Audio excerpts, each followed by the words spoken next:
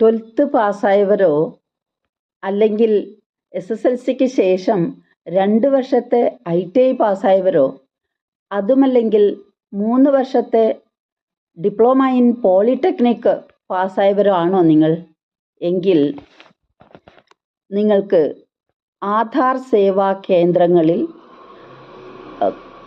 Operator, supervisor എന്നീ തസ്തികകളിൽ vacancy notify ചെയ്തിട്ടുണ്ട്. 282 ഒഴിവുകളാണ് ഇതിനു വേണ്ടി നോട്ടിഫൈ ചെയ്തിരിക്കുന്നത്. ഇതിൽ 11 കേരളത്തിലുള്ളതാണ്. UIDAI അംഗീകരിച്ചിട്ടുള്ള ഏജൻസി നൽകുന്ന ആധാർ ഓപ്പറേറ്റർ സൂപ്പർവൈസർ സർട്ടിഫിക്കറ്റ് ഉള്ളവരായിരിക്കണം അപേക്ഷകർ. അടിസ്ഥാന തലത്തിലുള്ള കമ്പ്യൂട്ടർ പരിജ്ഞാനവും ആവശ്യമാണ്. അപേക്ഷകർ 18 വയസ്സ് പൂർത്തിയായിരിക്കണം.